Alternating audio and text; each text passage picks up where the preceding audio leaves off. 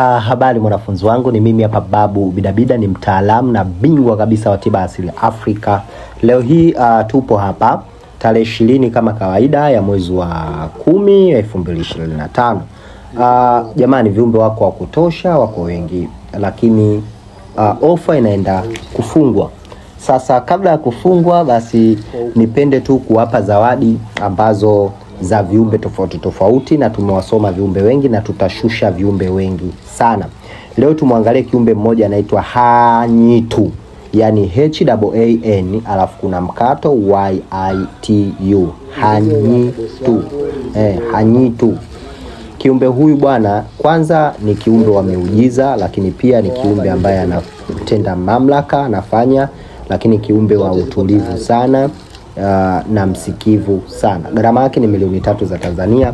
Kiumbe huyu miongoni mwa viumbe wadogo lakini mwenye kazi kubwa. Ni kiumbe ambaye anafanya shughuli zake binafsi ambazo utakazomuelekeza. Anakupa uwezo wa kufanya, usikivu wa kufanya. Kwa mfano, ukitaka kufanya kitu unafanya, ukitaka kusikilizwa utasikilizwa, yani chochote kile. Miujiza mbalimbali. Tunaona viongozi, tunaona watu pande fulani, hata kama mashehe, watu wa dini wanatumia hivyo vitu, lakini kuna uwezo ambao wakiwa nao zaidi, basi uwezo wao wa kufanya vitu, uponyaji utakuwa mkubwa zaidi. Sasa basi nikueleze tu kwamba mwanafunzi wangu, huyu kazi yake kuwito, kuita watu. Mfano kwenye hafla, kwenye kongamano, kuita watu. Lakini mfano kama una sehemu, una kituo cha kufanyia jambo fulani, mara nyingi huyu amewalenga wale watu, kwa sababu yeye mwenyewe pia ni kiumbe wa kutoa dawa. Kwa hiyo amewalenga waganga, amewalenga watu wa msikiti, kanisa, hivyo. Yani tuseme tu ule ukweli kwamba kuna nguvu za ziada, kuna watu wanatumia. Sasa hao watu wakipata hayo mamlaka, wanaweza wakafanya kufaulu au kukufuru. Sasa ukifanya vizuri unaenda kwenye kufaulu. Kwa mfano, mgonjwa amekuja, hawezi kutembea, umemfanyia na umeonyesha miujiza, ameweza kutembea, uje kufuru.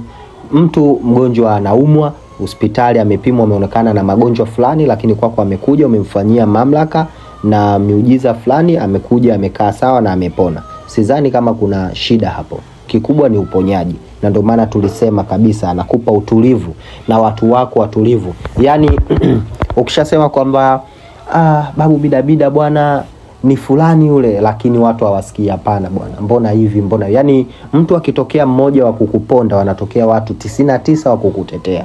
Kwa hiyo huyu mmoja hana nguvu kwa sababu hana ushahidi.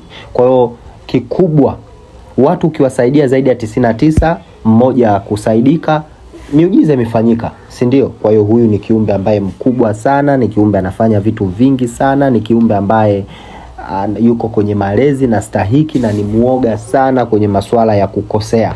Kwa hiyo ni mwenye huruma pia, Kwa hiyo mwanafunzi wangu, ni kiumbe ambaye anatenda sana miujiza. Sharti lake ni moja tu, ambapo usifanye mapenzi mwezi ukiwa hai.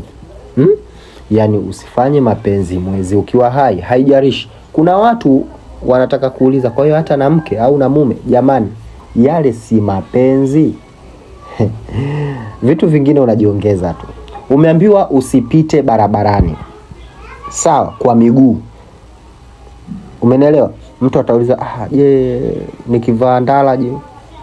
Umeelewa? Kwa hiyo kuna maswali mengine jamani sitawajibu. Kwa hiyo inatakiwa unajiongeza sana.